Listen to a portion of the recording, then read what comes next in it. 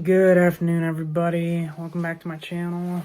And since it's Thanksgiving week, I just saw the Thanksgiving movie from Eli Roth. I knew of this movie, well, the sort of like origin of this film. So I knew that that started out as a trailer from Grindhouse, like a mock-up trailer. I never really. So I didn't see Grindhouse, but I knew of it and I knew of the teasers that came out during, like, I think the intermission between the two like short movies of the double feature that came out. One of which called Machete eventually became like not one but two movies centered around that character, who was played by Danny Trejo. And then the other one that eventually became a movie, the movie that I just saw, Thanksgiving, was based on this like really grimy, gritty grindhouse like 80s slasher that eventually became Thanksgiving, where the teaser was basically like an exploitation film about like really depraved and gory kills, basically. Like there are these movies that I saw a few years back, called I Drink Your Blood and The Wizard of Gore, where like it was just a splatter film exploitation. Not a lot of story. Like it was just about the kills and how depraved the carnage could get, and that was basically what the teaser was in the same vein of, right? And I believe it's 15, 16 years later that a full movie was finally made. And personally, I liked this movie. It was everything that I was hoping for, and then some. So the story is pretty run of the mill. Like, at the midnight of Thanksgiving, all these shoppers, they just swarm this local. They swarm this local knockoff Walmart, right, for Black Friday. And in the ensuing chaos, people get killed, people get trampled to death, which, from what I remember, has actually happened on Black Fridays before. Like, people have swarmed the Walmarts and Targets and other shopping marts. Some people have been trampled to death. I'm pretty sure there was a specific headline I read about how this one person like snatched a TV off the shelves and was heading outside to the parking lot, and somebody else who wanted that TV like got out his gun and shot someone. I'm I'm not gonna say specifically when that happened or who died, but I'm positive that I actually read that headline a few years ago that somebody got shot in the parking lot on Black Friday. Um, so I don't think I don't think that the portrayal of Black Friday was was necessarily exaggerated at the beginning of this film, but basically. Like, the inciting incident is Black Friday at midnight, and people die, right? So 1 year later, somebody dressed up as John Carver is dishing out revenge on the people who basically started that whole riot that day, right? Uh, this the characters are okay. Excuse me, sorry. The characters are okay in this film. There's nothing to write home about of them. Like, I only remember a few characters' names. Like, the main girl was named Jessica, who becomes the final girl. There's a few other characters, Evan, Bobby, Ryan, the sheriff, the Jessica's stepmother, who ends up being the person who wanted the store to be open on Thanksgiving, which is why the Black Friday riot technically happened on Thanksgiving instead of the actual Black Friday. There's the store owner, who I can't even remember that guy's name. I just know that he was bald and he had a mustache. And then there's the sheriff, who I can't remember his name either.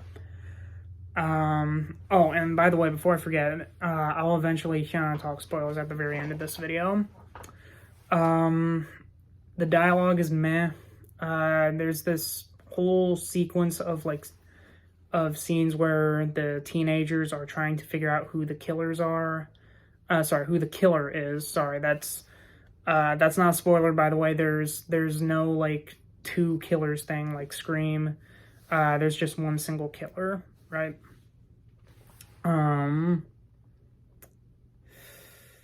The dialogue is okay. I didn't really care about the teenagers, especially since they were kind of the people who kind of started that whole Black Friday riot. So they're just a bunch of kids that you're kind of waiting to see get killed, right? The kills are great. If nothing else, Eli Roth is great at doing kill scenes. This is the same guy who made Hostel. This is the same guy who made the Green Inferno. And two of the things that he excels at is the kills and creating just unlikable pieces of shit that you would love to see die. But, he did the same thing in the Green Inferno, where you had a bunch of these activists who aren't actually, sincere about, saving the environment, and they end up being killed by cannibals. It's kind of the same thing here, just with a serial killer. The music, the shots were great. There's a few scenes that are actually pretty suspenseful and intimidating. The opening kill, there's this whole buildup of just one person, of that one lady at the diner who was one of the shopping rioters. There's this whole sequence where she's going around locking up the diner for the night, and you can just barely see the serial killer dressed up as John Carver in the blurry background, or just moving silently behind the lady. Which, speaking of, her kill scene is fantastic. There's a whole sequence where he's chasing her with an axe and slams her face against a freezer door that forces her to rip the skin off her face. And in that, she's also unable to access her phone because her hand is all bloody and the face recognition doesn't work because there's a piece of her face missing, where she can't call for help. And there's a little bit of dark humor in there too, where she tries to hide in this dumpster, and the killer rams the dumpster with a truck that just slams the lid on top of her, which apparently the lid is either so sharp or it slams against her so hard that that completely cuts her in half. And then the next scene has her lower half hanging off the roof of the mart right next to a sign that says everything is 50% off. And maybe I shouldn't have laughed as hard as I should have, but it's that kind of dark humor that I just love in horror movies. And there's dark humor in that throughout. There's a joke. I'm not even kidding. There's a joke about about basically a guy saying that like if he sells guns to all these kids right outside of high school, then there's not going to be a school shooting. And I'm sorry, but I thought that was funny. But no, it turns out that he wasn't selling guns at the school. He was selling alcohol. Like that's any better. But anyway, it's all those things that made me just enjoy this film, even with like the sick, twisty humor that Eli Roth has. As for the killer himself, John Carver, who is based on an actual character, the guy who founded Plymouth. That is a really cool like design for the character, like having a plastic John Carver mask that they even say at the very beginning, like, well, everybody's going to be dressed up as John Carver, which ramps up the tension to the parade scene that was in the trailers of like, well, everyone's going to be dressed up as John Carver, like so they don't really know who is the killer, right? Because they're showing all these characters that are like dressed up in the masks who aren't like in the exact John Carver costume that the killer is using, right? And it's almost like a red herring, which I'll get into later in this video. It's almost a red herring on who ends up being the killer, because like you're not expecting it to be someone like in just a plastic mask and just wearing regular civilian clothes, right? But speaking of that, that parade scene, to me, like had the most suspense in the film, because like I said, like everybody's wearing a John Carver mask, so you have no idea who the killer is going to be. I think I've gone through just about everything. I think I've gone through just about everything that I liked about this movie. Even the foreshadowing and like at the end of the film, I mean, first of all, there's a scene with a blunderbuss, which would have been in the things that I didn't like if they didn't pay it off, but they pay it off in a really big way. It's awesome. It's really awesome. And like the foreshadowing to who the killer is, when the killer is eventually revealed, it just puts everything that the person like said and did in like a different light, of like basically everything that character did is just recontextualized now on like just how calculated he is. Like this, like even after he's revealed and like during that final chase scene, and like he uses his wits to like not really catch up to the main characters, because like in slasher movies, like, you know, the main characters run away while the killer is just walking right behind them, and like they stop to catch breath or they trip over a tree branch or something, and suddenly the killer is right in front of them, right? They don't do that in this film. Like the killer, like he actually shows how smart he is by like he is constantly like not exactly setting up these traps, but he's constantly doing something that hinders them or slows them down. And though, if not for like this one small oversight at the very end, like he probably would have actually gotten them. But that's all I can really say that I really liked about this movie. Like I was close to saying that everyone who I thought should have, who I thought like deserved to get killed by John Carver, which is a weird thing to say, but like there's a few people who absolutely like were assholes and deserved it. They end up biting the dust by the end of this movie,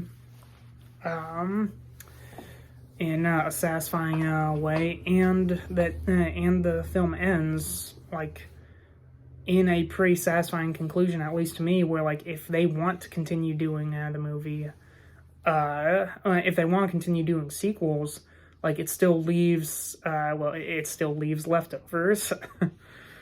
But onto like a couple things that I didn't exactly like.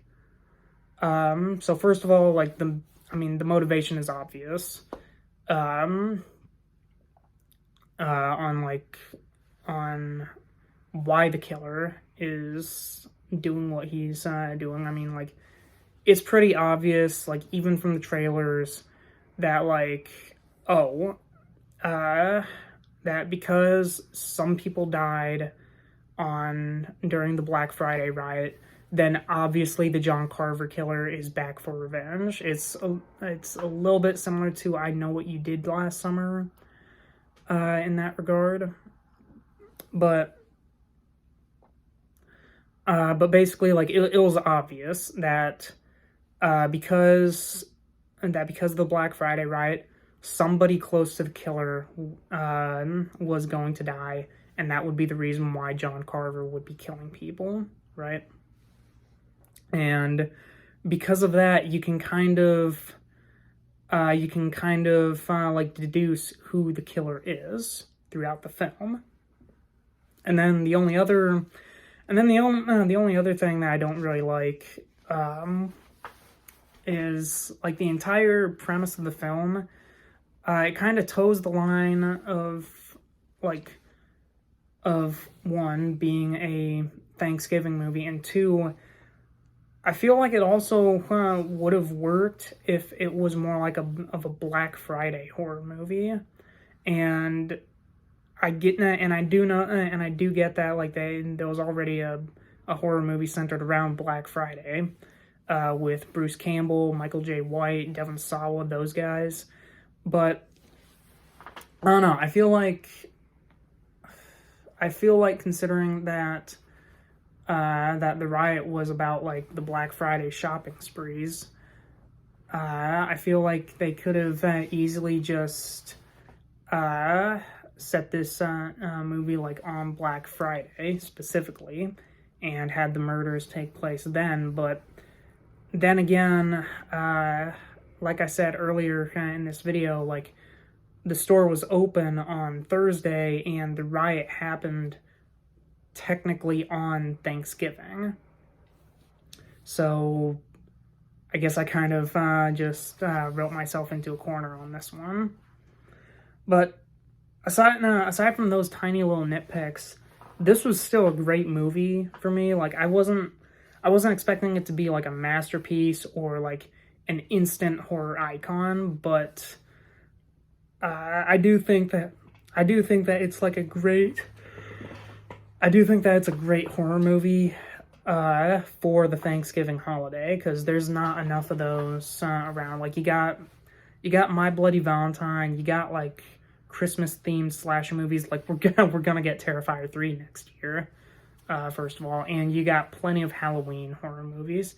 But for a holiday in general, where people just kind of skip over that and just go straight from Halloween to Christmas, at least in the decorating department, it's pretty cool that aside from those shitty Thanksgiving movies, we got a pretty solid Thanksgiving slasher film.